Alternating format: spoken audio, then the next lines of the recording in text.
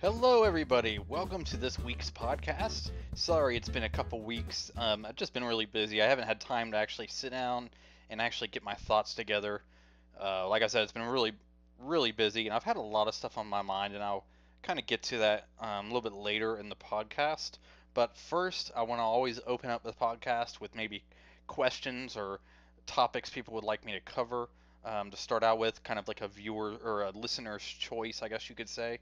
And I asked on Facebook, a few people commented. I asked people if they wanted me to bring anything up or talk about anything. And I have a couple friends, Brandon and Jeff, they asked me to talk about some films. Well, some of the films I've actually not seen. So, guys, I mean, I've seen some of them, but I want to rewatch all of them before I actually talk about it. So I'm going to do that, you both, in a later podcast. And my buddy James asks me, what is my favorite trick or treat moment? Um,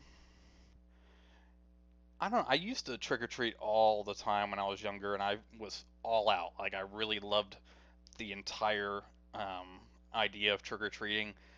I guess I could say my favorite moment was when I started getting a little bit older. I would actually,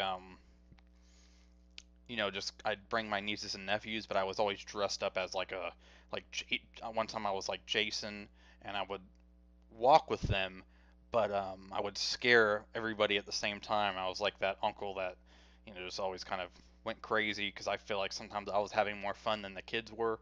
That was always a lot of fun. And trick or treating in general, growing up, it was just such a fun thing to do.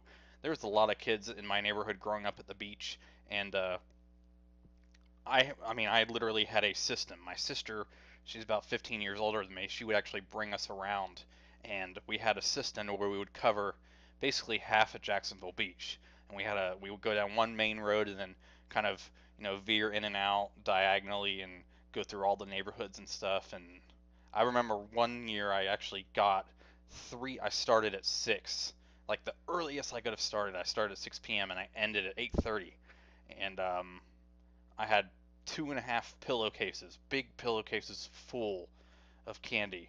And get this, guys. I'm not even that big of a sweets person. Everybody who knows me knows I do not get dessert. I don't like sweets. I drink my coffee black. I drink my hot tea black. Um, I'm just not really into the sweets, except sometimes I get cravings for stuff that my wife will bake or something like that, and that's pretty much where my sweets go. But even as a kid, I was not big in the candy, except for Snickers and M&Ms, like plain M&Ms, and I used to like those. But I don't know. In fact, most of the candy I got ended up getting thrown away eventually, anyways, because it ended up getting old because I never ate it. Um, Sometimes I would actually bring some to school in a bag and sell them to friends for like $1, back when I was in elementary school. And that was kind of fun. So, yeah, I don't necessarily have a favorite trick or treat moment because every single year, we made sure we had a blast every single year. So, and then the second thing James asks me is there an actor or an actress that is a turnoff to you? And has there ever been anyone you changed your mind on? Um, I'm not really. There's not really anybody who actually turns me off. I'm not at all into like Pauly Shore films.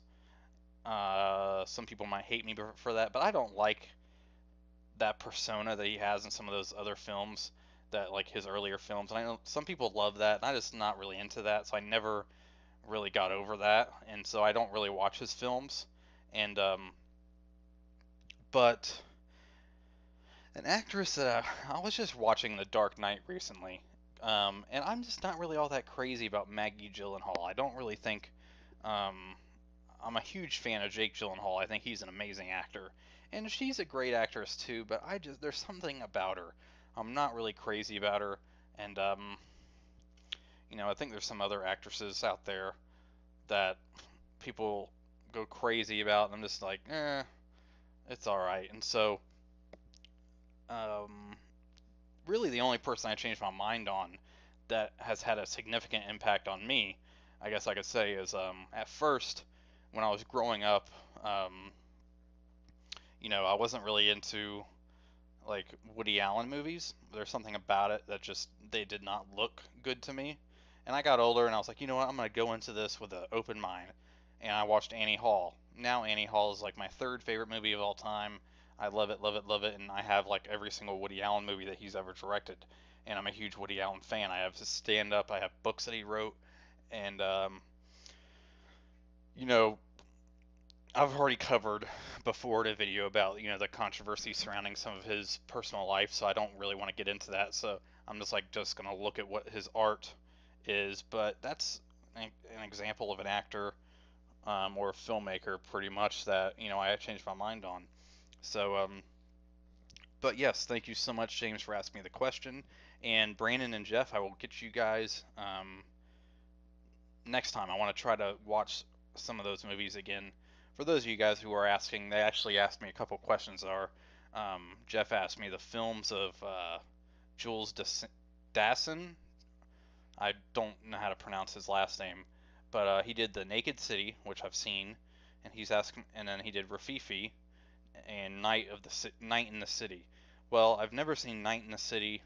I saw Rafifi and I thought it was brilliant. I loved it, loved it, loved it, loved it. Um, and so I want to watch it again so I could like talk about it more because there's some really awesome stuff. And I remember renting The Naked City, um, because all those films were on Criterion, and I rented it. And for some reason, I started watching it, and then the disc started scratching, so I had to take it out and bring it back to the library. So I haven't actually finished that film.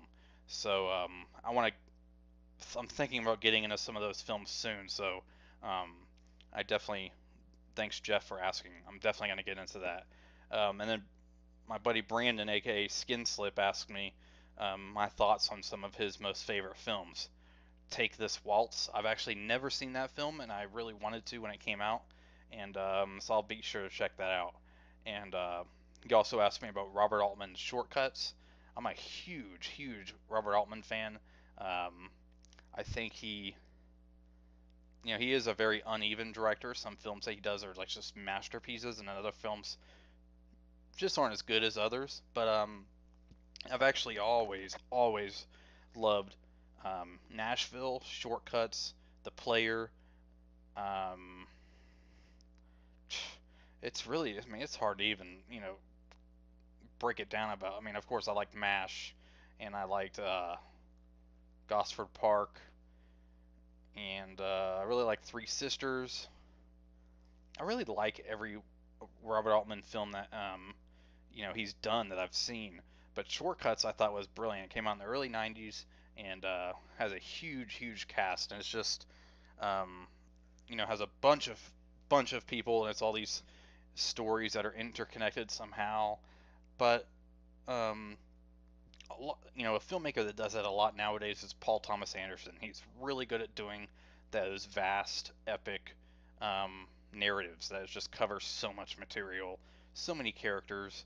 But Robert Altman, I feel like, did it in a different way.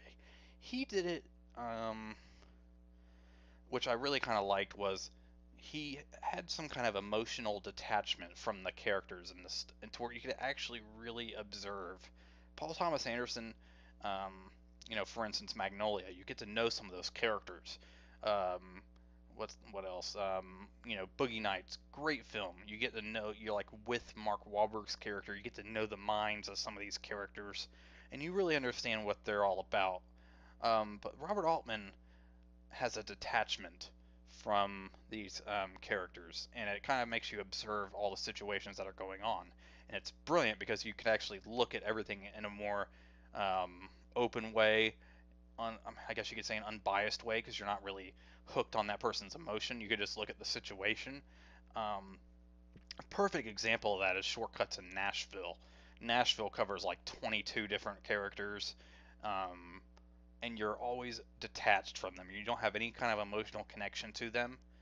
But because he handles the situation so brilliantly, that when something happens and certain things happen in the film that actually really are kind of they impact you as a viewer, you could actually it's not you don't just feel for this one person. you feel for the entire event.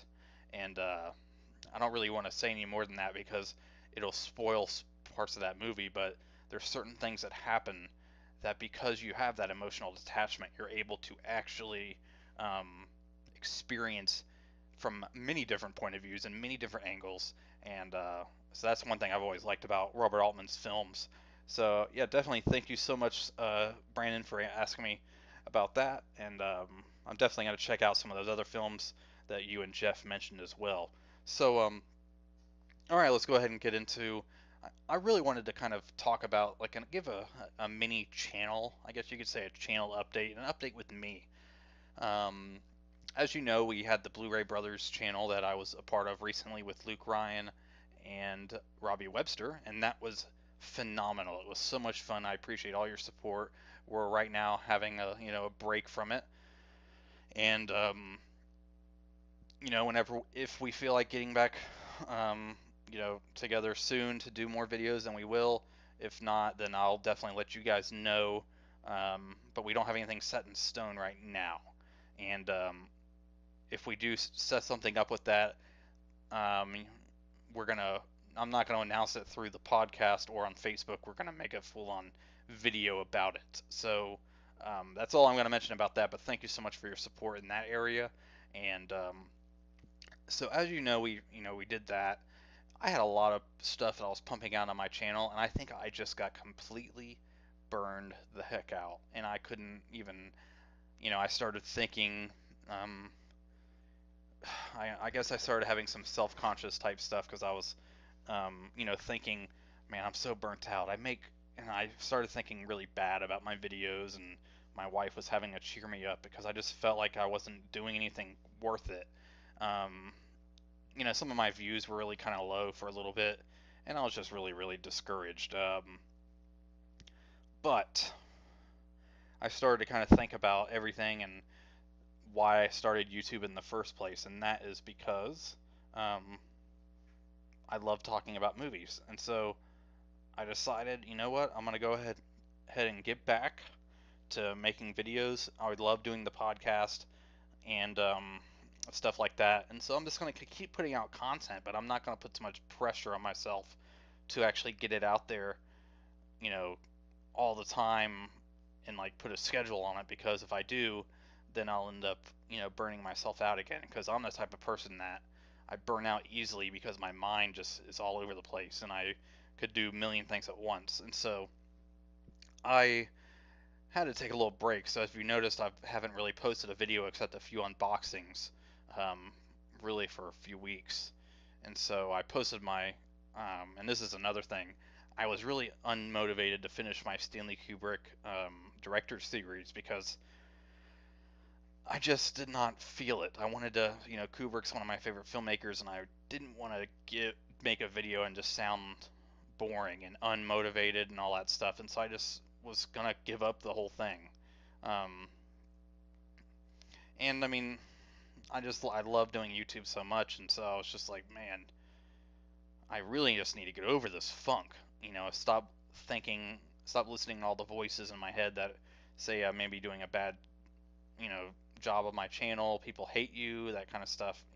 We all have that self-doubt sometimes. Anybody who creates anything. Um, but I was like, okay, well, I'm just gonna make a video saying that my Kubrick series is gonna be delayed for a while for the time being, and it's funny because I lately, usually around this time, I'm very into horror films, and I was watching the Halloween movies and The Exorcist, all that stuff. A bunch of horror films. I was already watching them. And the thing is, if you're, when you're a horror fan like me, and I know a lot of you that are listening, that watch horror films, it's always time to watch a horror film all year round. It doesn't matter when. So whenever Halloween comes, I don't always just gorge myself on, um, horror films because I watch them year round. So what happened was is that I watched The Shining like last week, and of course that got me back in my Stanley Kubrick mode. And so I went back and watched 2001: A Space Odyssey. And at the same time during that period, within like 2 weeks, I had watched From the Earth to the Moon and Apollo 13, and revisited some pictures and research that I had done when I was hardcore into the, NASA and all that stuff, and I was just reading books on it. And so this was recently. And so then I started watching 2001, and then I started watching Clockwork Orange, and yesterday I watched Barry Lyndon. And so now I actually really got back motivated to finish my Stanley Kubrick series. And yesterday I actually uploaded my Clockwork Orange videos. That was my first time doing one in months. And in a few days I'll have my Barry Lyndon video up. I'm like heavily motivated. I'm going to finish the series with a bang, and then I'm going to move on to my next director or actor, or that kind of a series. And so, if you guys have any ideas, any motivation for me, or suggestions, feel free to send me a message or comment on this and just let me know. Give me some feedback. I could definitely use it. Um, so that's my plan. I'm just gonna put up content. I'm gonna try to get up at least two videos a week, even if it's a unboxing or something. You're gonna see me my face at least twice a week, and you're gonna hear my voice on a podcast at least once a week or once every 2 weeks. So, but I'm really gonna try to do it every single week. But so yeah, that's really what I've been up to lately. So that's an update with the actual channel, and yeah, I'm really looking forward to Halloween coming up. I ordered a couple things off of Scream Factory's website, so I am hardcore ready for those to come because I can't wait. I think I upgraded to the fog on the Scream Factory edition Blu-ray, so I'll be able to get rid of my DVD finally and have that film. I love that film. If Halloween did not exist, The Fog would be not only my favorite John Carpenter film, but one of my favorite horror films ever. It's such an atmospheric film. Uh, I just love it. It's a beautiful film. I mean, it's atmospheric and the cinematography is great, and that's what's beautiful about it. It's very, it's fun. It's very fun. Some people might think it's boring, but I don't see where you're coming from with that because I just think every frame is brilliant and fascinating to watch. And I also ordered Nosferatu, the vampire. It's um, the one with, uh, the one from the 70s. I always mispronounce is it Werner Herzog? I think that's the filmmaker's name. I'm a huge fan of that filmmaker. I always get his name pronounced wrong. I ordered that film on Scream Factory Blu-ray, and then also because I ordered that, they were having some kind of like deal to where if you bought stuff, they sent you a gift, and so I'm getting like a bunch of free magnets that have like poster art and artwork of Scream Factory titles. So that's pretty cool, a nice little bonus, and so that's um, what I did. And just because of that, thinking about that and just thinking about future on my channel, I started thinking about my collection. And recently I've been kind of scaling down my collection, trading some stuff in that I don't really watch anymore, and it's basically DVDs and stuff I'm going to upgrade to Blu-ray eventually.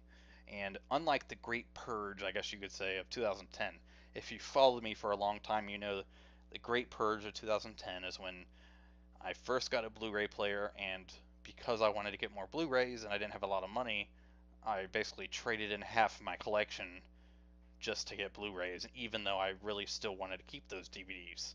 And I regretted it since. Well, lately I've just been scaling down, and it's just been me getting rid of stuff that I've upgraded to Blu-ray, or stuff I'm going to eventually upgrade to Blu-ray, or whatever. So I've scaled down my collection a little bit. I think um, I've really got a good number. I mean, I still have over 1,000 films, but I think I have about 150 to 200 less than I did at the beginning of this past year. So, but what I'm doing, and if anybody wants to help me out with this, I'm actually gonna. I have about 100 criterions. I've been collecting them since 2000. I'm really wanting to build my collection more, whether it's you know the DVDs. I really want to try to build my Criterion collection, and my goal is by next Halloween, or next Christmas, 2015, is to have an additional 60 Criterion films to my collection. And that's going to include me finding stuff at like flea markets, finding stuff at the pawn shops. I could get a Criterion here for like $2 at this used bookstore because I find Criterion's cheap all the time.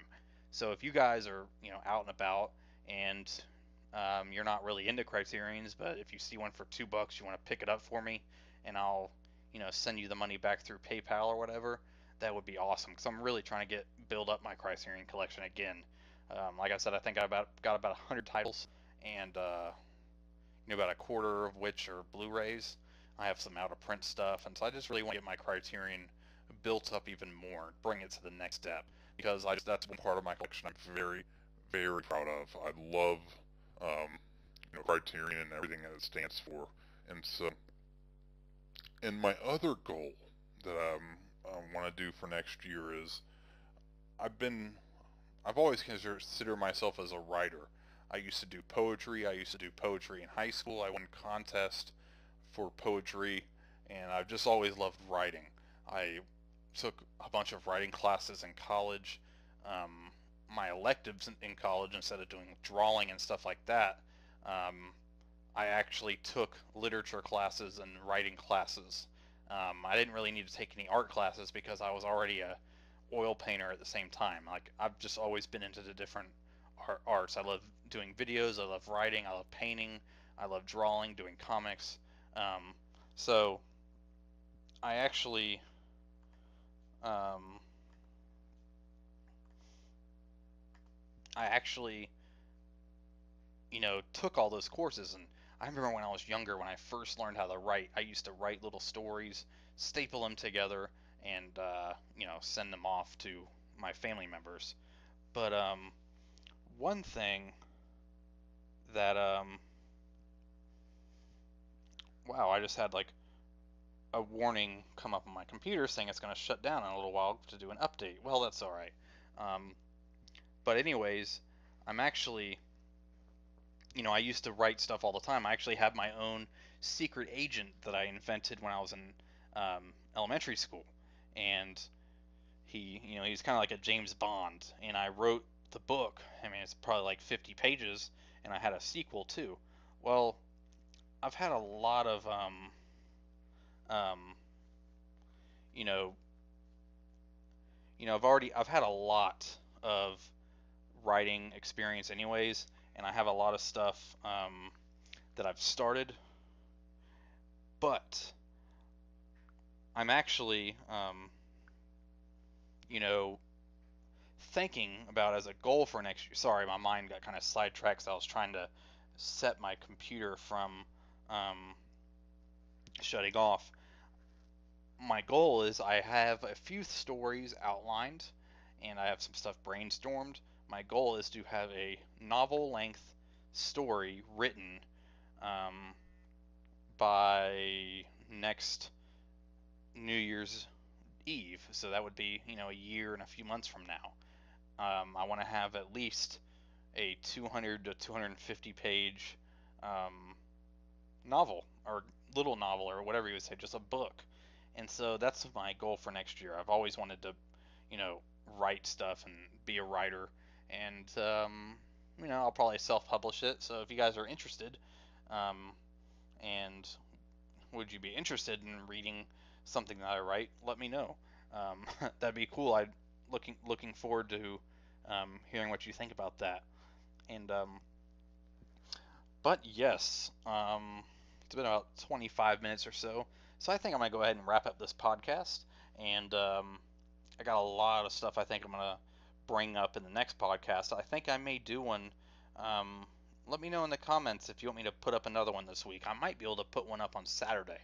So let me know if you want me to record a podcast this weekend, and I will definitely get it done because I love doing these. There's always so much I could talk about, but I want to keep it between, 20 and 30 minutes. I think that's a good amount of time.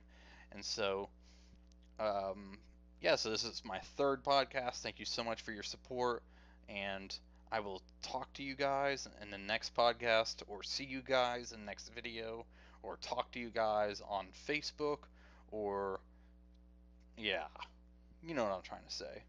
Alright, this is Kenny Powers saying, see you later. Just kidding, I've been really into Eastbound and Down lately, on the fourth season, so I've just been kind of going crazy with the Kenny Powers stuff. So, thank you guys so much for listening. I will catch you guys in the next video or podcast. Remember, there's 3 ways of doing things: the right way, the wrong way, and the Chattaway. See ya.